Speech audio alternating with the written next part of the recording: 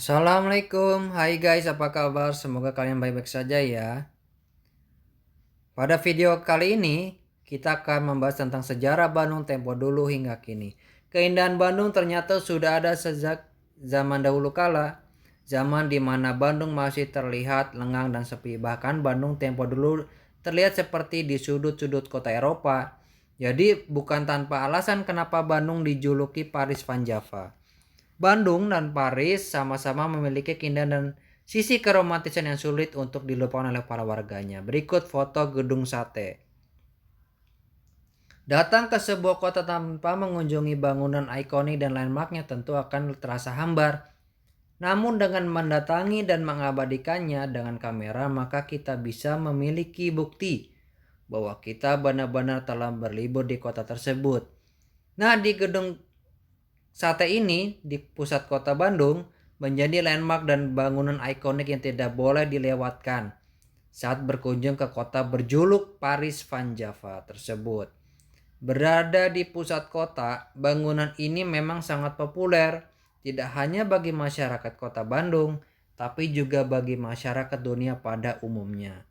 Ciri khas yang melekat dan identik dengan gedung sate sendiri adalah adanya ornamen 6 tusuk sate yang berada di tengah atap bangunannya. Namun banyak orang yang tidak mengetahui maksud 6 ornamen tusuk sate tersebut. 6 tusuk sate ini sendiri melambangkan dana yang digunakan untuk membangun gedung yang menghabiskan 6 juta gulden. Gedung sate sendiri juga merupakan salah satu bangunan tua dan bersejarah di kota Bandung. Sebab dulunya bernama Government Bedrijven tersebut dibangun mulai tahun 1920 dan selesai di tahun 1924. Meski tersebut bangunannya sudah tua, tapi bangunan ini sampai sekarang masih berdiri kokoh bahkan setelah Indonesia merdeka tahun 1980-an hingga sekarang gedung sate ini difungsikan sebagai kantor Gubernur Jawa Barat. Lanjut, kita ke Jalan Braga. Diambil nama perkumpulan tonil Braga yang didirikan Peter Sitkoff pada 18 Juni 1882 di sana. Jalan pedati berlumpur Karenweg, artinya jalan pedati, menghubungkan rumah gudang kopi Pakis milik Andries de Wilde dengan Jalan Raya Pos Grote Postweg. Sebelumnya awal abad 19, jalan setapak yang bisa dilalui kuda ini menghubungkan alun-alun Merdeka Lio, Kampung Balubur, Coblong, Dago, Buniwangi, Maribaya, dan Jalan Pajajaran yang menghubungkan Sumedang Larang dengan Wanayasa. Jalan setapak yang menyusuri Sungai Cikapundung sampai ke hulu itu konon disebut Jalan Wanayasa. Gedung Merdeka yang terletak di Jalan Asia Afrika Bandung ini pun di dekat dengan Jalan Braga.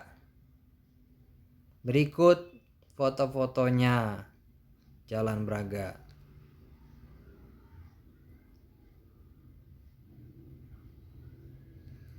Nah, karena masih dekat dengan Jalan Braga, ada Gedung Merdeka yang terletak di Jalan Asia Afrika Bandung ini. Pada tahun 1895 hanya berupa bangunan sederhana. Bangunan yang mempunyai luas tanah 7.500 meter persegi itu menjadi tempat pertemuan Society Concordia, sebuah perkumpulan beranggotakan orang-orang Eropa, terutama Belanda yang berdomisili di kota Bandung dan sekitarnya. Pada 1921 bangunan yang diberi nama sama dengan nama perkumpulannya tersebut yaitu Concordia dirubah menjadi gedung pertemuan super club yang paling luks, lengkap, eksklusif, dan modern di Nusantara oleh perancang C.P. Wolf Schumacher dengan gaya Art Deco. Dan tahun 1940 dilakukan pembenahan pada gedung tersebut agar lebih menarik, yaitu dengan cara merenovasi bagian sayap kiri bangunan oleh perancang A.F. Albers dengan gaya arsitektur international style. Fungsi gedung ini adalah sebagai tempat rekreasi, Pada masa pendudukan Jepang berganti nama menjadi Daitoa Kaikan yang digunakan sebagai pusat kebudayaan. Sedangkan bangunan sayap kiri gedung diberi nama Yamato yang berfungsi sebagai tempat minum-minum. Kemudian dibakar tahun 1944 setelah proklamasi kemerdekaan Indonesia 17 Agustus tahun 1945. Gedung ini dijadikan markas pemuda Indonesia menghadapi tentara Jepang dan selanjutnya menjadi tempat kegiatan pemerintah Kota Bandung ketika pemberian pendudukan tahun 1946 sampai 1950. Fungsi gedung dikembalikan menjadi tempat rekreasi. Menjelang konferensi Asia Afrika, gedung itu mengalami perbaikan dan diubah namanya oleh Presiden Indonesia Soekarno menjadi Gedung Merdeka pada 7 April tahun 1955.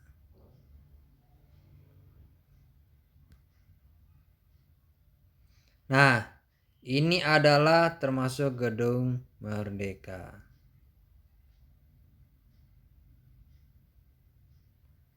Berikut kita pindah ke Stasiun Bandung atau Stasiun Hall.